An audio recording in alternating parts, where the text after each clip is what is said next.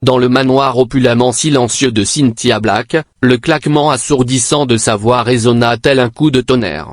Ses poings serrés, la milliardaire observait une scène qui fit instantanément bouillonner son sang. Sa fille, Angelica, 8 ans, rayonnait pour la première fois depuis des mois. Assise dans son fauteuil roulant, elle applaudissait joyeusement, tandis qu'André Silva, le chauffeur cubain de 25 ans, embauché il y a à peine 3 semaines, esquissait une danse douce au rythme d'une mélodie cubaine s'échappant de son téléphone. Le jeune homme tenait délicatement la main de la fillette, pivotant lentement autour de son siège, et cette image de bonheur fit exploser la fureur de Cynthia. « Que faites-vous avec ma fille ?» gronda-t-elle, s'avançant. André cessa net, lâchant la main d'Angelica. Le sourire de la petite disparut aussitôt, remplacé par un mélange de confusion et d'effroi. André, lui, resta imperturbable, les mains levées en signe d'apaisement. « Madame Black, puis-je vous éclairer ?» »« Éclairer ?» coupa Cynthia, la voix chargée d'indignation. « Votre mission est de la conduire, pas de faire quoi que ce soit d'autre. » Elle désigna furieusement le téléphone qui continuait de diffuser la musique. « Éteignez cet appareil sans délai. » Angelica fondit en larmes silencieusement. André s'empressa de couper la musique, plongeant la pièce dans un silence pesant. Cynthia observa sa fille, puis André, et une étrange constriction serra sa poitrine. « Maman, s'il te plaît », murmura Angelica d'une petite voix brisée. André me montrait comment danser comme les gens de son pays. « Tu ne peux pas danser », explosa Cynthia, les mots jaillissant avant qu'elle ne puisse les retenir. « Tu es en fauteuil roulant, Angelica. Plus vite tu l'accepteras, mieux ce sera. » Une ombre de douleur traversa le visage d'André, mais il garda le silence. Il y avait dans son regard une compréhension profonde, insaisissable pour Cynthia. Comme si le chauffeur percevait la souffrance exacte qui alimentait cette réaction violente. « Madame Black », reprit André calmement, sa voix teintée d'un léger accent que Cynthia n'avait jamais remarqué. « Puis-je vous entretenir en privé ?»« Il n'y a rien à discuter », répliqua Cynthia sèchement. « Prenez vos effets personnels, vous êtes congédié. » André s'inclina lentement. Avant de s'en aller, il posa un dernier regard sur Angelica. « Souviens-toi de ce que nous avons dit sur les papillons, petite. Certains volent différemment, mais ils volent quand même. » Tandis qu'André se dirigeait vers la porte, Cynthia fut troublée par son attitude. L'homme ne semblait ni étonné ni désespéré, contrairement à ses attentes. Il y avait une sérénité dans ses mouvements, comme s'il possédait une connaissance secrète. Angelica continuait de pleurer. Cynthia s'agenouilla près de son fauteuil, cherchant à la réconforter, mais ses paroles sonnaient creuses. « Pourquoi l'as-tu renvoyé ?» sanglota Angelica. « Il me faisait me sentir normal à nouveau. » 6 mois plus tôt, depuis l'accident qui l'avait rendu paraplégique, elle avait engagé les meilleurs spécialistes que son argent pouvait acheter. Aucun n'avait réussi à arracher un sourire authentique à Angelica avant André. En la voyant essuyer ses larmes, Cynthia se demanda si elle n'avait pas commis une grave erreur. Ce chauffeur avait quelque chose d'insolite, quelque chose qui déclenchait une alarme dans son esprit analytique, mais pas celle qu'elle imaginait. Si cette histoire de préjugés et de révélations inattendues vous interpelle, n'oubliez pas de vous abonner, car ce que Cynthia était sur le point de découvrir à propos d'André allait bouleverser sa perception du chauffeur, et d'elle-même, d'une manière inimaginable. 3 jours après le renvoi d'André, le manoir Black avait retrouvé sa routine froide et silencieuse. Cynthia s'était convaincue d'avoir pris la bonne décision, elle ne pouvait laisser des inconnus profiter de la vulnérabilité de sa fille. Mais Angelica ne coopérait pas à son plan de retour à la normale. La petite refusait de quitter sa chambre, repoussait ses repas et sanglotait à chaque bruit de voiture, espérant le retour d'André. Les kinésithérapeutes rapportaient une résistance totale, un refus catégorique de participer à toute activité. « Maman, pourquoi André ne revient-il pas ?» demanda Angelica pour la 10e fois ce matin-là, ses larmes mouillant son oreiller. « Nous en avons déjà parlé, ma chérie. Il n'était pas fait pour travailler ici, » répondit Cynthia, ajustant sa cravate. La réunion avec les investisseurs japonais ne pouvait être reportée. « Mais il me comprenait », murmura Angelica, tournant son visage vers le mur. Pendant ce temps, de l'autre côté de la ville, André Silva était assis à sa modeste table de cuisine, tapant calmement sur un ordinateur portable qui détonnait avec son humble appartement. L'écran affichait des emails en anglais, français et portugais, Une correspondance qu'un simple chauffeur n'aurait jamais dû gérer. Son téléphone sonna. Docteur Silva, la voix à l'autre bout parlait en français. L'université souhaite confirmer votre disponibilité pour la conférence sur la neuroplasticité la semaine prochaine. Je dois décaler de quelques jours, répondit André dans la même langue, les yeux fixés sur la photo qu'il avait discrètement prise d'Angelica lors de l'une de leurs leçons de danse. J'ai un cas particulier qui requiert toute mon attention. Cynthia n'avait jamais pris la peine de vérifier le passé d'André Silva. S'il l'avait fait, elle aurait découvert que l'homme qu'elle avait embauché comme chauffeur était titulaire d'un doctorat en neurosciences de la Sorbonne, spécialisé dans la thérapie par la musique et le mouvement pour les enfants atteints de traumatisme neurologique. Il avait abandonné une carrière universitaire prometteuse à Paris suite à une tragédie personnelle. Mais il y avait plus, bien plus. André connaissait la famille Black depuis bien plus longtemps que Cynthia ne l'imaginait. Alors que Cynthia se préparait à ignorer les sanglots de sa fille, son assistant personnel, James, entra dans le bureau, l'air inquiet. « Madame Black, j'ai une étrange information à vous communiquer », dit James, consultant sa tablette. Le chauffeur que vous avez licencié n'a pas contesté son renvoi. Il n'a pas demandé de référence. Il ne semblait pas du tout désespéré. Cynthia fronça les sourcils. La réaction calme d'André l'avait perturbé dès le début. Et alors ? Il avait peut-être déjà un autre emploi. C'est juste que j'ai fait quelques vérifications, madame. J'ai découvert qu'il avait fait des études supérieures. Il parle 4 langues et... James hésita. Il a travaillé avec des enfants handicapés dans des hôpitaux européens. Cynthia sentit son estomac se tordre. Pourquoi ne m'avez-vous pas dit ça plus tôt ? Parce que vous n'avez pas demandé une enquête approfondie. Vous avez juste dit que vous aviez besoin de quelqu'un pour conduire. Cynthia se rappela vaguement l'entretien d'embauche. André avait été recommandé comme hautement qualifié et expérimenté avec les familles. Elle avait supposé que cela concernait uniquement ses compétences de chauffeur. Cet après-midi-là, Cynthia rentra plus tôt et trouva Angelica exactement comme elle l'avait laissée, immobile dans son lit, regardant par la fenêtre. Mais cette fois, elle murmurait. « À qui parles-tu, ma chérie ?» demanda-t-elle, s'approchant. « Au papillon. » répondit Angelica sans se retourner. André m'a appris que certains volent différemment, mais qu'ils volent quand même, comme moi. Cynthia sentit son cœur se serrer. C'étaient les derniers mots d'André à Angelica. Plus tard, après qu'Angelica se fut endormie, Cynthia se retrouva dans le garage où André nettoyait autrefois la voiture en fredonnant. L'espace était vide, mais quelque chose attira son attention. Sur le siège de la voiture, André avait oublié un petit porte-documents en cuir. Cynthia l'ouvrit, s'attendant à des papiers personnels.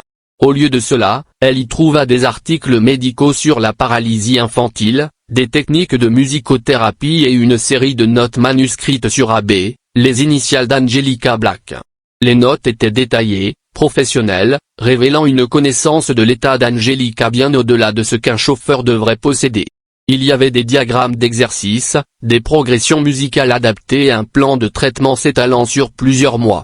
Au fond du dossier, Cynthia découvrit une photo fanée, un jeune homme en blouse blanche à côté d'une femme blonde dans un lit d'hôpital, tous deux souriants.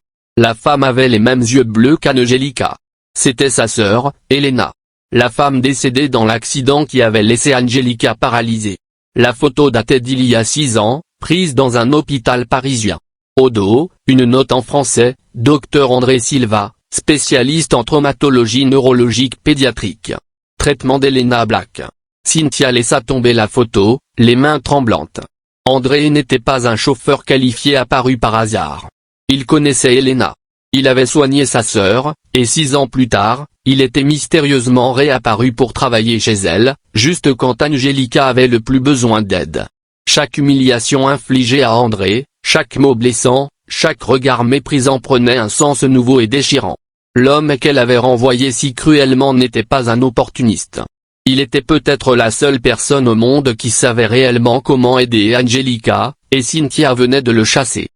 Le lendemain matin, Cynthia était incapable de se concentrer. La photo d'Elena avec André la hantait. Comment le destin avait-il pu placer le médecin de sa sœur à son service juste quand Angelica avait besoin d'aide? Ce ne pouvait être une coïncidence. Cynthia annula tous ses rendez-vous et demanda à James d'engager une agence de détective privée. « Je veux tout savoir sur André Silva. chaque document, chaque emploi, chaque détail de ces 15 dernières années. Madame, puis-je connaître la raison de cette urgence ? Demanda James, ajustant nerveusement ses lunettes. J'ai découvert que notre ancien chauffeur n'est pas celui que nous pensions, répondit Cynthia, la photo toujours en main. Et je dois savoir à qui j'ai affaire. Pendant ce temps, l'état d'Angelica s'était aggravé. Elle refusait de manger, ne parlait à personne et avait une légère fièvre inexpliquée.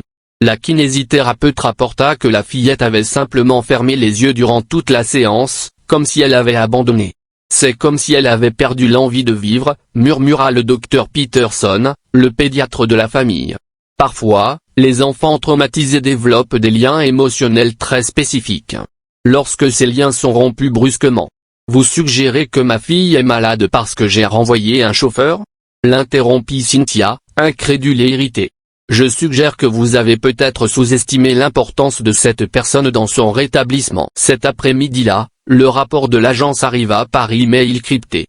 Cynthia s'enferma dans son bureau et commença à lire, ses certitudes s'effondrant page après page.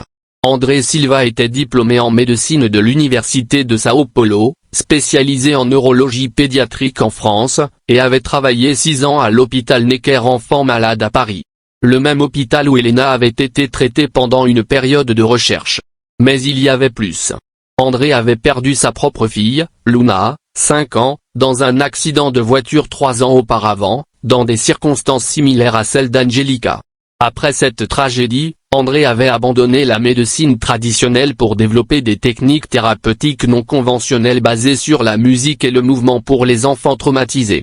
Le rapport incluait des articles scientifiques publiés par André, des citations dans des revues médicales internationales, et une interview qui glaça Cynthia. André y mentionnait son intention de trouver d'autres enfants comme Luna et de leur offrir une seconde chance de sourire.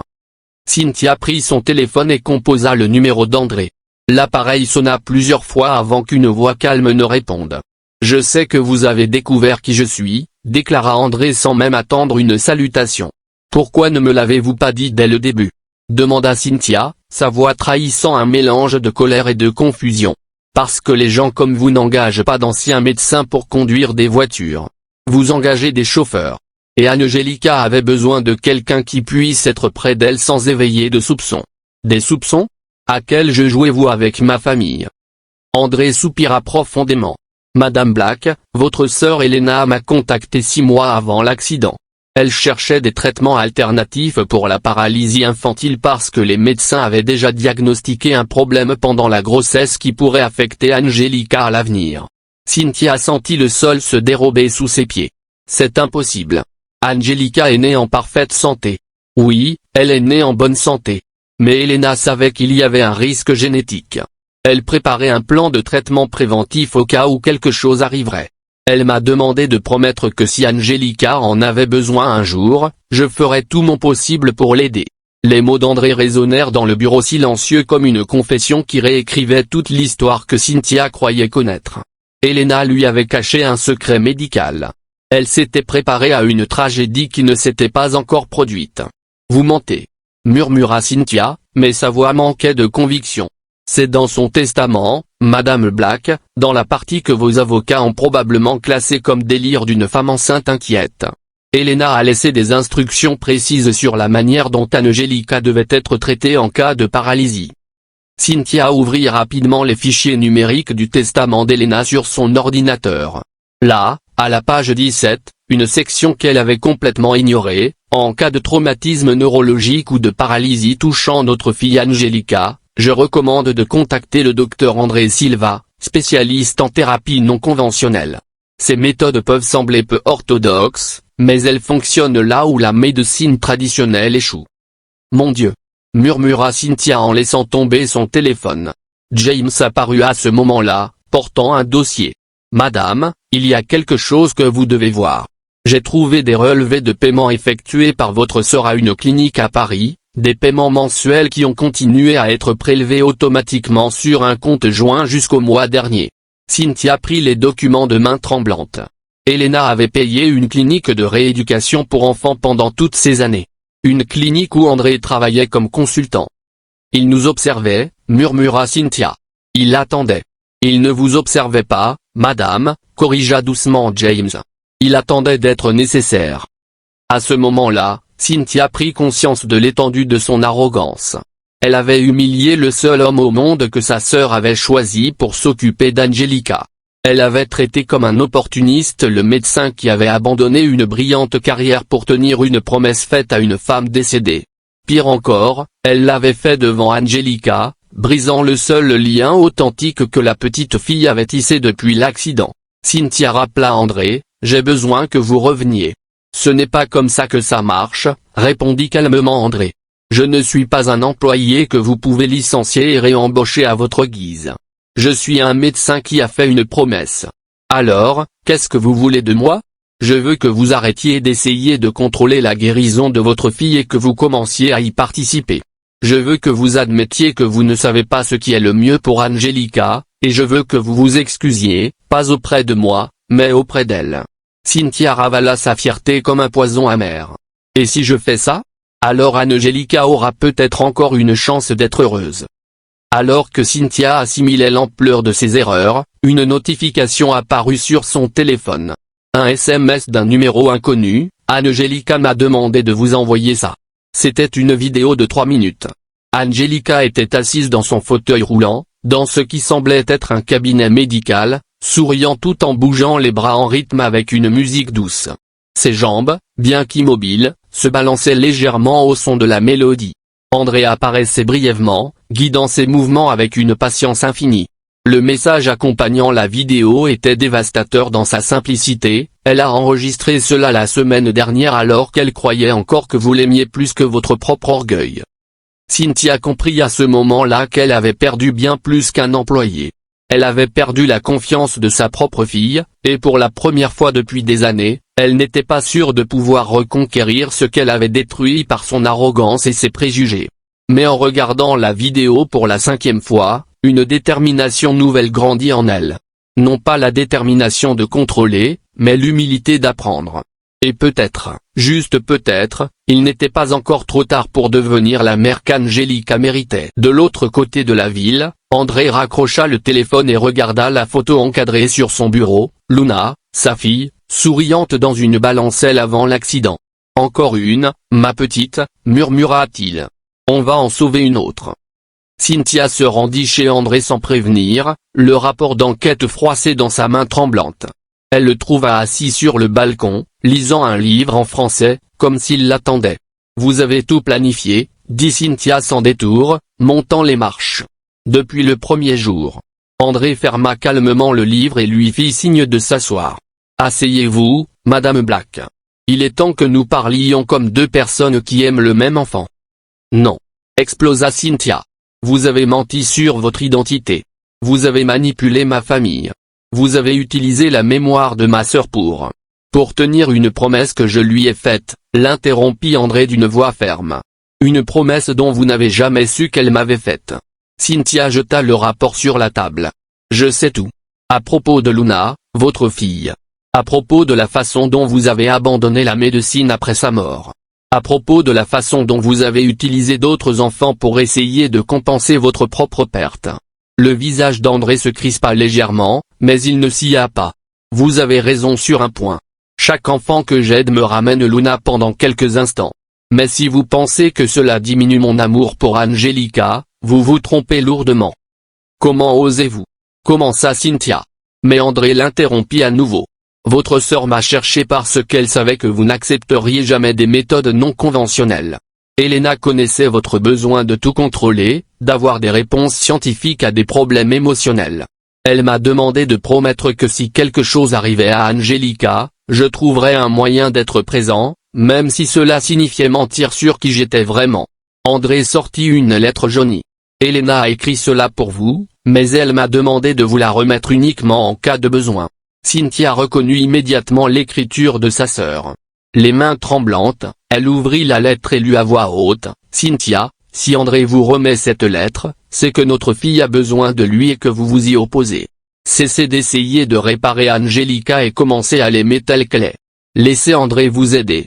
Il a perdu sa propre fille, mais il peut sauver la nôtre. » Les larmes commencèrent à couler sur le visage de Cynthia. « Pourquoi ne m'avez-vous pas dit cela dès le début ? parce que vous n'étiez pas prête à l'entendre. Vous deviez d'abord voir Angelica sourire à nouveau pour comprendre que tout ne peut pas être contrôlé ou acheté. À ce moment-là, le téléphone de Cynthia sonna. C'était Carla, l'infirmière, et sa voix était paniquée. « Madame Black, vous devez rentrer immédiatement. » Angelica est sortie de son lit. Elle essaie de marcher toute seule et refuse de s'arrêter tant qu'André n'est pas revenu. Cynthia sentit son monde s'écrouler pour la deuxième fois ce mois-là. « Je rentre à la maison, dit-elle à André. Vous venez avec moi. »« Pas en tant qu'employé, répondit André fermement. En tant que médecin de votre fille, en tant que personne que votre sœur a choisie pour prendre soin d'elle, et en tant que personne qui n'acceptera plus d'être traitée comme un inférieur parce qu'elle essaie de sauver votre famille. » Sur le chemin du retour, Cynthia posa enfin la question qui la tourmentait, « Que voulez-vous vraiment de moi ? Je veux que tu arrêtes de voir ma couleur avant de voir mes compétences. Je veux que tu arrêtes de penser que parce que je suis cubain et que je conduisais ta voiture, je ne suis pas qualifié pour m'occuper de ta fille. Et je veux que tu admettes que tu as passé 6 mois à payer les meilleurs spécialistes du monde, mais que tu as licencié le seul qui fonctionnait vraiment parce qu'il ne correspondait pas à l'image que tu te faisais d'un médecin. » Les mots d'André furent plus durs que n'importe quel rapport d'enquête. Cynthia réalisa qu'elle avait jugé André non seulement en tant qu'employé, mais qu'elle avait également nourri tous les préjugés dont elle n'avait même pas conscience. Lorsqu'ils arrivèrent au manoir, ils trouvèrent Angelica dans le couloir, appuyée sur son fauteuil roulant mais les pieds au sol, essayant de faire de petits pas.